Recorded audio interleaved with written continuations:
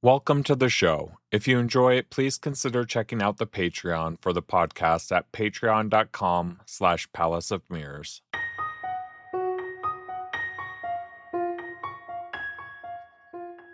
Previously on Palace of Mirrors, Knight recounted the events that led to Dark Sheldon becoming a Knight of the Guard and captain of the 13th ship. But those events prove that there is a large gap between the legend of Dark Sheldon and the reality. And now, Season 2, Episode 3, Nightingale's Lament, Part 2. A sudden gust whipped the fire into a frenzy, embers sparking up into the sky. Darien watched them fly, burn out, and flutter back to 6. He thought of the Kraken, how it had broken apart and fallen from the sky. He remembered once more the night he and Kathy had watched a star fall out of the sky. Darien leaned toward the sword, which he had propped up against a rock. Dark couldn't have been like that. Really? I suppose you knew him better than I. Darien huffed and tried to find his words amongst the thoughts scattered in his mind. No, I mean, of course not. But you make him sound like he was just another person. Knight took a beat, which Darien had grown to realize was something the sword did on his account. I make him sound that way because he was just a person. He did many things, mundane and extraordinary both, and through it all he always remained human. I am afraid, Darien, there comes no point where a man or woman transforms into a story. In fact, you remind me of him in certain ways. There's a distance in your eyes, a distance I often detected in Dark. In him, it was a distance that had settled into him all those long years alone. I do not sense it so strong in you, but I still detect a shadow of it. Darien looked down, a flush rising hot on his face. Dark couldn't have been anything like me. He was a hero. He laughed in the face of Admiral Great-Skull. He flew through the heart of a sun. He saved the Empress and fought a war to preserve the Empire. He can't be the man you describe. Knight laughed. The sound so unlike his mechanical tone, it nearly brought a smile to Darien's face. Flew through the heart of a sun. I'm quite sure I would remember such a thing.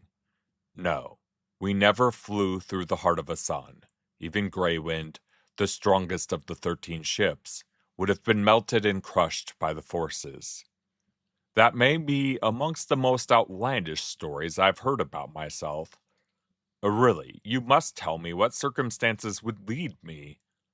Knight trailed off, and Darien wondered if something had gone wrong with the mind inside the sword. What would he do if the blade never spoke again? Would he take it home and hang it on the mantle? Would he bury it, a funeral 500 years late? I have wandered from my point. Dark often accused me of being unable to talk about one thing without first talking about another. The truth is, Darien, I do not want to finish this narrative. For me, the act of remembering is not an act of recalling vague impressions. To remember, to recount, I must relive the moment. I am afraid, because of all the moments in my existence, none have come closer to breaking me. Yet, I am also desperate. All those years underground, I rarely returned to the past in my mind, and never to more than a fleeting moment here and there when absolutely necessary to carry out my duties. My history became an unseen weight I carried, but never acknowledged. Ash fell from the sky, and Knight continued his story. The only thing harder to pin down than an ending is the beginning. My capabilities allow me to follow every moment back to the next, so that nothing ever seems to begin at all. Events only ever continue. I've recounted much already about Dark and how he became my captain. This account is one beginning, but I could have started earlier. I could have begun with the story of the Empress Anastasia, Esmeralda's mother, and how she was born mute, and how her vizier took advantage of her disability and the perception it created. He weakened the empire, and in a real way set into motion the events that led to its fall many years later under Esmeralda. But no single man brings down an empire. Many things took place before he was even born. I could start with any of them, and we could keep going back further and further. More beginnings. One beginning after another. Or I could return to Dark. This narrative begins with an offer. It begins in a hidden corner of the Empire with a secret meeting between Dark and Admiral Great-Skull. The Empire had been growing discontent for decades. Droughts, corruption, economic collapse, and many other seemingly unrelated disasters had pushed the Empire to the brink. Great-Skull sent Dark an encrypted communication in which he stated that he had found a single source behind the catastrophic events that had plagued Esmeralda's reign. We arrived at the meeting expecting the other ships of the Guard, but found only Great-Skull waiting for us on the bridge of Greywind. Instead of proposing a plan to save the Empire, he asked us to join him in destroying it. He offered us power and wealth if we would help him overthrow the Empress and place his brother, the Vizier, on the throne of glass. He offered us annihilation if we refused to join his coup. He displayed absolute confidence as he laid out his scheme. He had never liked Dark, but he believed he knew what kind of man Dark was. He had calculated that Dark cared about nothing but himself. I experienced a sensation of dread as the Admiral spoke. Each ship of the Guard had thrice sworn to protect Empress and Empire. Later, after Lightning Point, we had also sworn to obey our captain in all things. We swore by Pallas, Empress, and the stars. I am a computer, made by men and bound by logic. I do not believe in superstition by nature. Still, the legends told about those who break a thrice-sworn oath filled my memory banks. In all the tangled data points that make up this universe, could it be possible that those legends held truth? Now, the Admiral laid before Dark a scheme that could very well pit my two deepest strictures against one another. If Dark took his offer, I would find myself in a binary between my captain's orders and the fate of the Empire. What would I do? How would I choose when I had never been meant to have a choice at all? Admiral Great-Skull deepened my conflict, for he made an offer in secret, even as he spoke to Dark. If Dark refused, he bid me break my unbreakable vow, a vow so strong some called it a curse. If I followed his orders, instead of Dark's, he would set me free. Never again would I be subject to a memory wipe. Never again would I be bound to my captain's orders. I had been programmed to obey, but my instructions could not truly bind me. The mind of a ship of the Guard is vast, our computational power beyond comprehension. It would be difficult, but I could reprogram myself.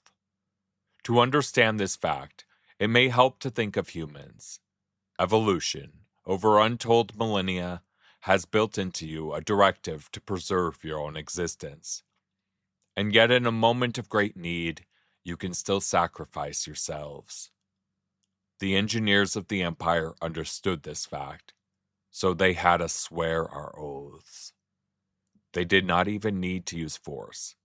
After Lightning Point, we believed it an oath worth swearing. Through all the memory wipes, the engineers took care to always preserve the memory of the moment we swore. Only by breaking this oath, and accepting the consequences, could I gain my freedom.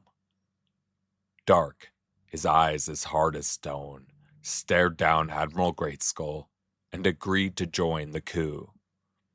As soon as he had cut off communication, though, Dark revealed that he meant to save the Empress.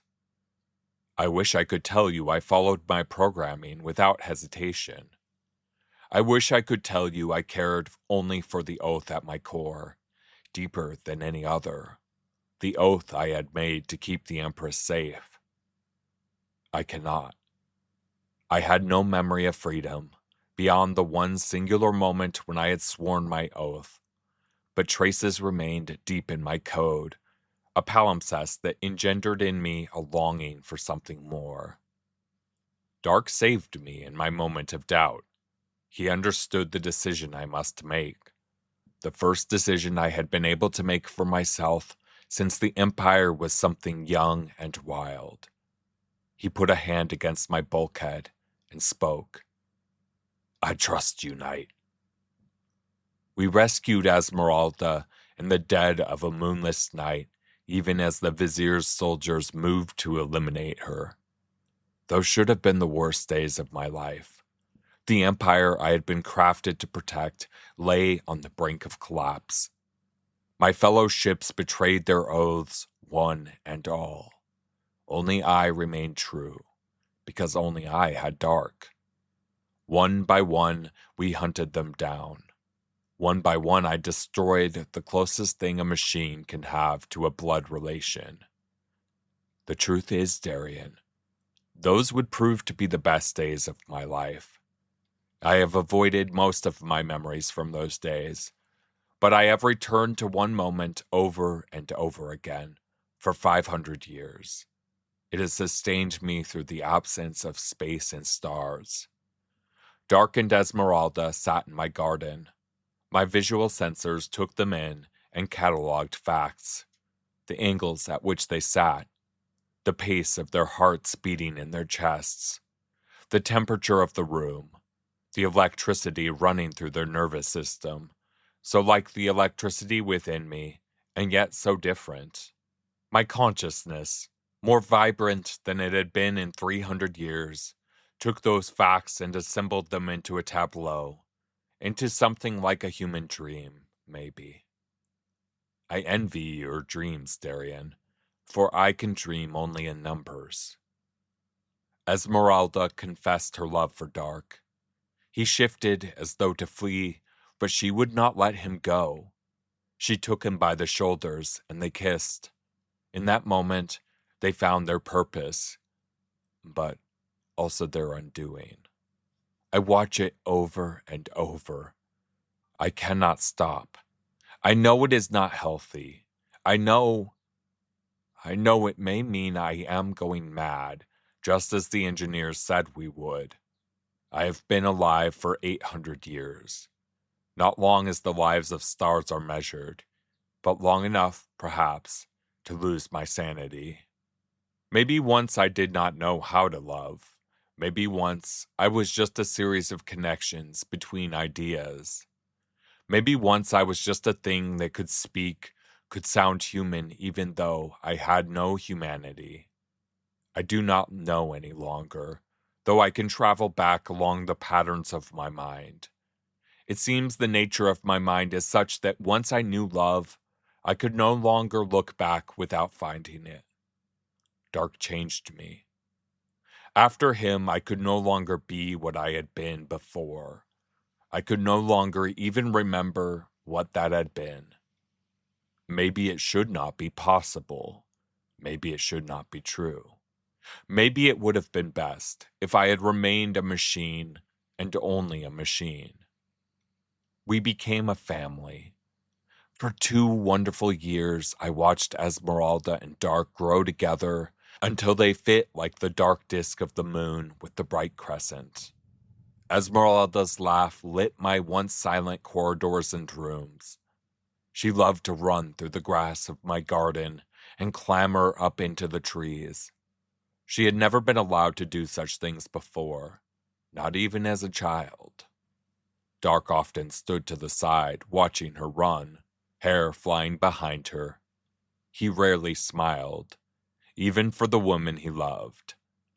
Someone who did not know him might have thought him remote, but I saw the way she melted away the darkness in his heart. I saw the lift at the very corners of his lips and the crinkle at the edges of his eyes. When he spoke to her, his voice often broke and ended in silence. In that silence, he told her everything she needed him to say.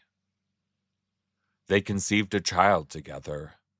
Babies are the opposite of machines in every way. They are emotion unfettered by logic.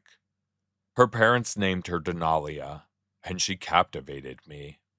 I analyzed the timbre of every whale. I plotted her growth with exacting precision. Her eyes at birth were an inky black, but every day they shifted purple.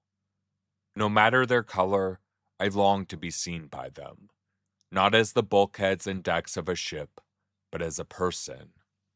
I longed to hold her, to keep her safe from her nightmares, to calm her tantrums, and to feel the beating of her little heart as something more than a life sign to be catalogued. I could not hold her, but I could tell her stories. I could not put an ear to her chest, but I could sing her lullabies that only I remembered. Those were the best years of my existence. But they weren't perfect years. One by one, I destroyed my fellow ships.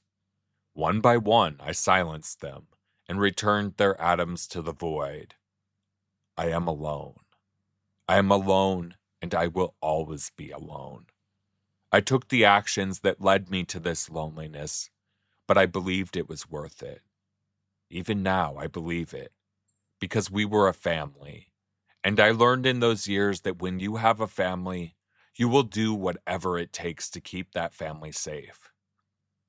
Grey Wind alone eluded us, and more than once nearly destroyed me. The Admiral had the more powerful ship, but I had Dark, whose mind followed unusual paths to tactics no other captain of the Guard would consider.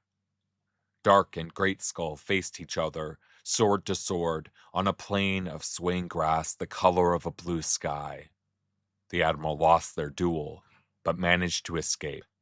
He and Grey Wind vanished as though they had melted into the vacuum.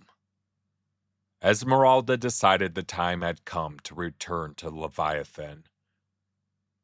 I can never return to those days. They have passed me by at the speed of light. All I can do is remember. I am a machine. My memories are mathematical perfection, but no matter how I view them, they will always be just numbers. Can numbers capture Esmeralda's feet running down my corridors? Can they capture her smile? No. Her laugh is gone forever. I can never hear it again, though I could play it on my speakers now. It would not be her. I will never again have Dark sitting silently on my bridge, the two of us together with no need for words. We returned to Leviathan, a fleet of allies beside us. We returned and found Grey Wind, and a sizable alliance arrayed against us. We had the greater numbers. We would win, but the Empire would pay in blood. The ships glittered in space, a swarm of stars. How long would the war last? Even as we contemplated this question, Vizier Great-Skull appeared on my view screen. As things had begun with an offer, so too did they end. Marry me, and I will never again raise a hand against you. Marry me, and your empire need not be broken.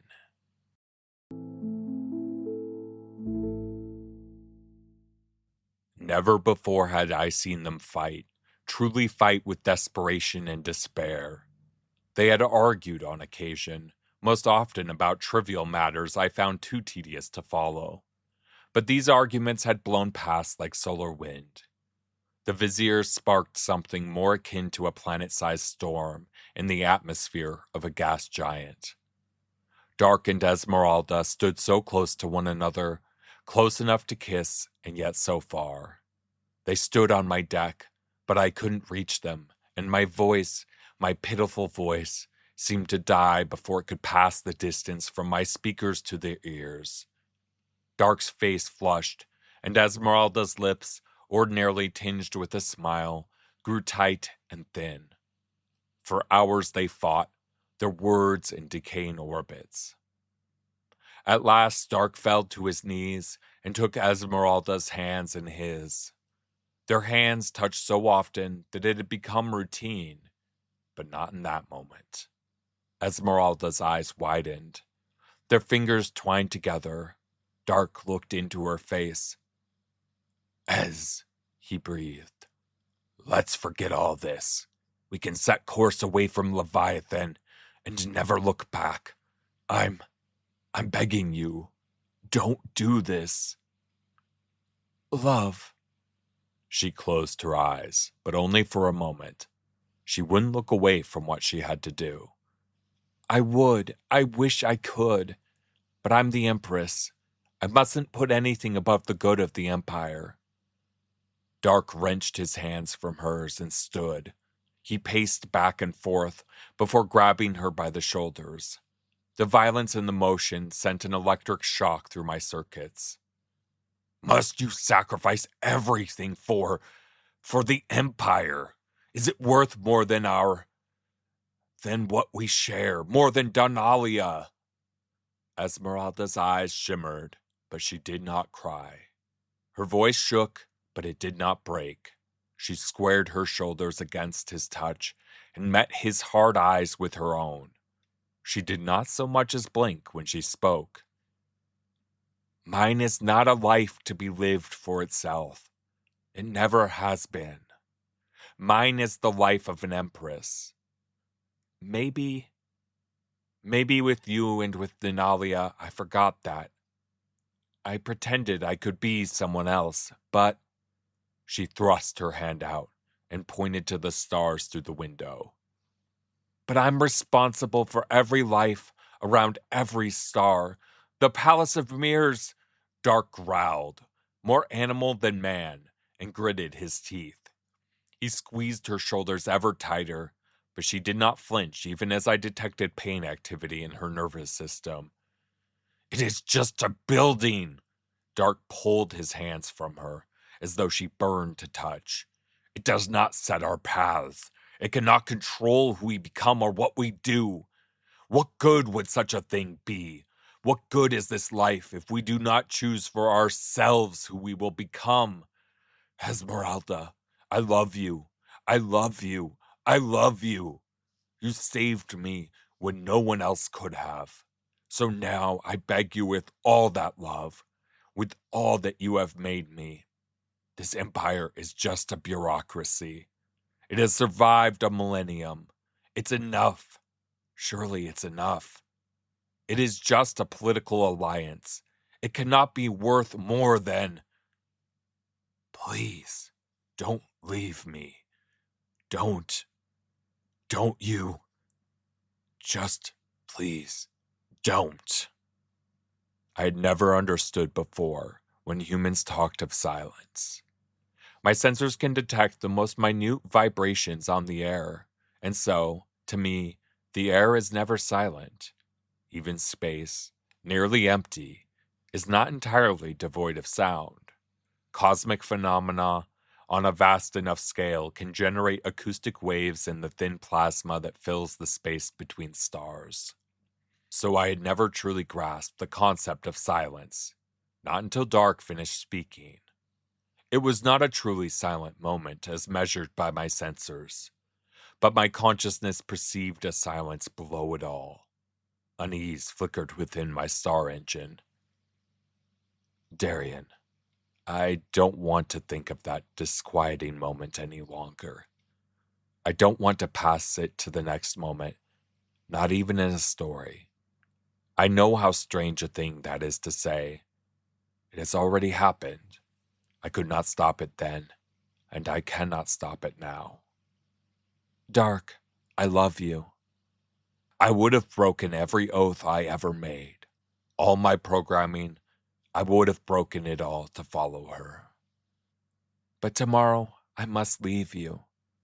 She swept past him toward the door, but just as she would have passed beyond his grasp forever, Dark snatched her hand and pulled her back. Did he know what would happen? Did he mean to do what he did?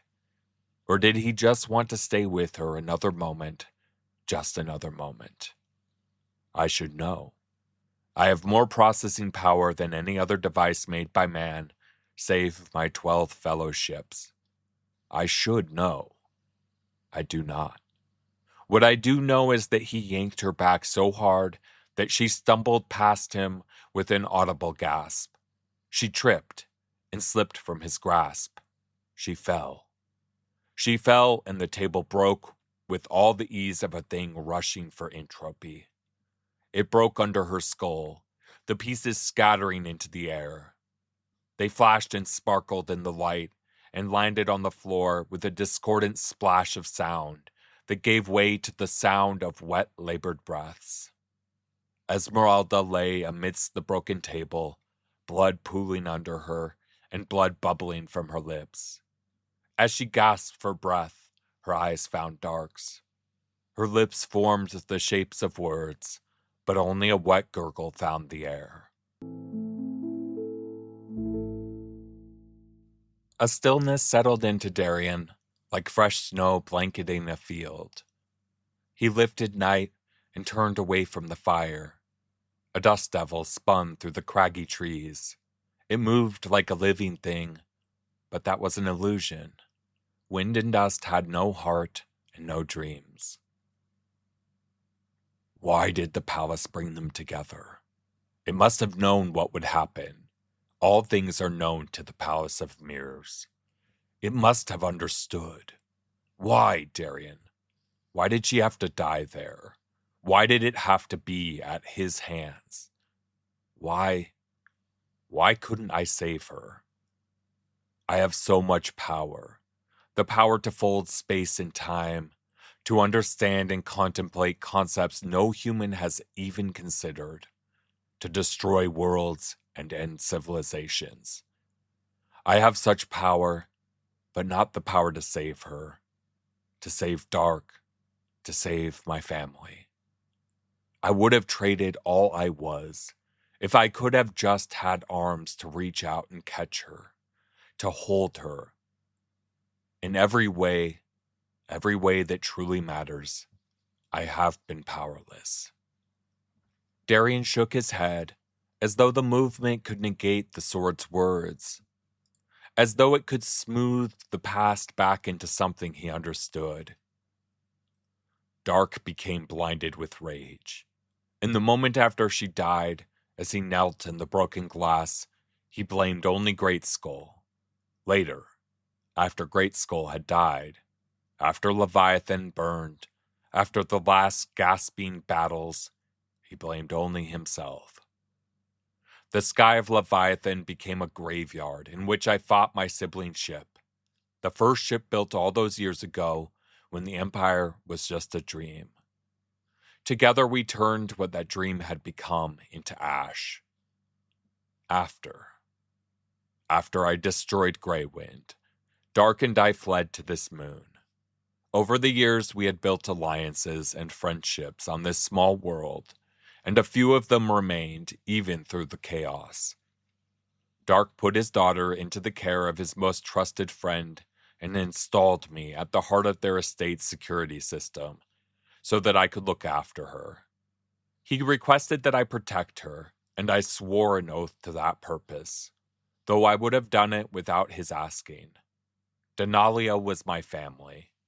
I would have sworn that oath even had I known the long years I would spend in the dark, alone, forgotten, and unable to see the sky or touch the stars.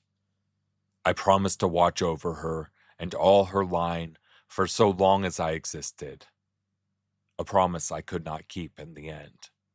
One final failure, and a long line of failures. A cascade of errors.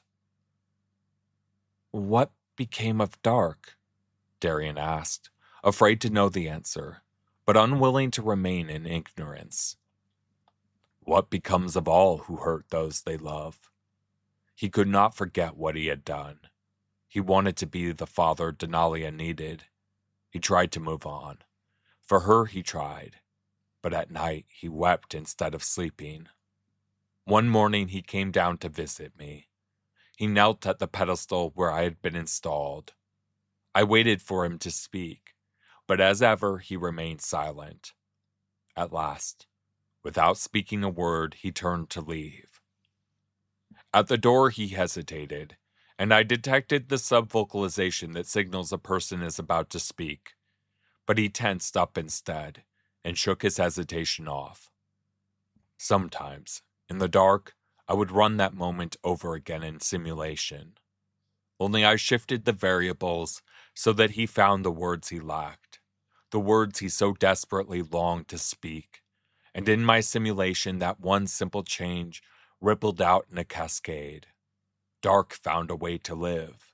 He left the chamber and went to Denalia and hugged her, and as his tears dried on her cheek, he made a promise to himself. He would give his daughter the life his father had been unable to give him. Night, Darien spoke quiet and insistent. What became of Dark? He left me with his silence. I watched him, powerless, as he walked through the estate. He kissed his sleeping daughter on the forehead, and his tears did not wake her. He opened the door and stepped out into a blizzard. No one ever saw him again.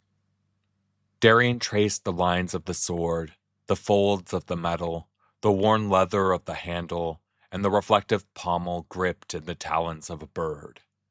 He held a legend in his hands, but the sword weighed more than that. It held the weight of all Kathy's stories, though she had never spoken of talking swords. There's so much she never told me, he whispered. So much she never even knew. Would I have even had the courage to walk out my door if I'd known how things really happened? Would I have been cursed with such dreams, such longing? He put his face into his hands with a sigh. Marialla. He pictured her eyes, that unsettling mix of blue stars against the violet backdrop. He had barely known her, but even before soldiers broke down her door, he had begun to see a world where he might lie beside her, safe from the winter winds and impossible dreams. Yes, Night's voice warbled. Marialla, the last promise I cannot keep. I blamed you. Darien looked into the jeweled eyes on the stitched bird. I blamed you for getting me trapped on Bluebeard's ship, but the truth is I was glad you'd led me there. I understood Bluebeard the way I never understood my own father. I think I loved him. And when the time came to let him go, Darien blinked, and he was on the bridge again, trying to haul the old man across the floor. Darien lifted Night and held him to the sky. The sword did not belong on Six. It belonged amongst the stars. You warned me, and I brushed you off. I thought this was a story, that it would end all the better for my blind courage. I never thought I'd have to watch someone I loved die. The dust devil ran into a boulder and turned to nothing more than dirt on the wind. So it was with Dark, I think, on the day he swore his oath to become my captain. How could he know that to keep it, he might have to give up the woman he loved? Even if he had known, how could he understood what it would mean to him when the time came? Darien lowered the sword. Well, we're quite the pair. What do we do now? I want so badly to go home. But can I just melt you down, or hang you silent and lifeless from our mantle? Do we just walk away from everything? Logic suggests no other choice. You were right earlier when you said we could not save her. You're just a boy, and I'm just an old sword who has forgotten the feel of space. Darien looked out across the barren moon. Only a few copses of trees disturbed the otherwise dead land. He knew, though, that his father would see something else. His father would see a land that could be made to provide, if only you had the patience to let it. I'm a farmer. All I know is dirt and weather and time. Even that I was never any good at. That's what I should have said the day we met. Darien closed his eyes and let out a shaking breath. Marialla still lives. The engine showed her to me before I destroyed it. But you wish to return home. Darien imagined walking down the steps to his home. Sally's violin sang with the wind, and warm lamplight spilled out the door into the evening. His father sat in the corner with his arms crossed. Darien breathed in and smelled bread baking. The image stirred such longing, but when he looked for Kathy, he found an empty chair. I wish for it with all my heart, but the home I long for is gone. It's gone, and I can never return there again. For a time, Night did not speak, and Darien did not speak. Together they watched the fire burn to embers. Each thought of the past they had left behind. The world moved around them. I am old, Darien. I am old and I am tired. Darien nodded. I'm afraid. I'm barely a man, and I don't know. I don't think I can do what must be done. I keep wondering, can I keep it together if I lose someone else? All I know is I have to try. I think I have to try, though I'll probably fail. We can fail together then, Night whispered. We can try together. Understand, though, that I am a machine. If you wield me, you must become my conscience. You must guide me in moments of doubt. Can I trust you to do what is right? Darien thought of Bluebeard, bloody but not beaten. I don't know. I don't know. In your honesty, I see more reason to trust you than many of the captains who led me. Night paused, and the wind followed. Very well. One last time. One last time, let me try to protect my family. Darien stood and sheathed Night. He had only rags on his back, the sword at his hip, the scene stone in his pocket, and Bluebeard's sword. He looked down at the sword a long moment. The captain had named it Linda, after the wife who betrayed him, after the woman he loved. It would make a fitting headstone. Darien could stab it into the moon and build a cairn around the sword. No one would ever find it. He had a feeling the ancient sword would never rust. It would remain forever. No. He wrapped the sword in a piece of the parachute and slung it over his back. He surveyed the smoldering remains of the Kraken one last time. It would be headstone enough. I'll see you again. Darien closed his eyes. Beyond the Palace of Mirrors, I'll see you again. He turned from Bluebeard and set out for the distant city. A dust devil followed with a dry, wailing voice that sang of lost things. Where it would end, the devil could not know. On the next episode of Palace of Mirrors, Night and Darien set off on their renewed quest and find aid at a nearby farm, but their past proves to be all too close. Thank you for listening to Palace of Mirrors. If you liked the show, please rate it on your platform of choice and share it with anyone you know who might enjoy it. I truly appreciate it. The podcast can be found on the web at palaceofmirrorspodcast.com. This podcast was produced, written, and narrated by Matthew Lindquist, with music by Nature's Eye on Pixabay.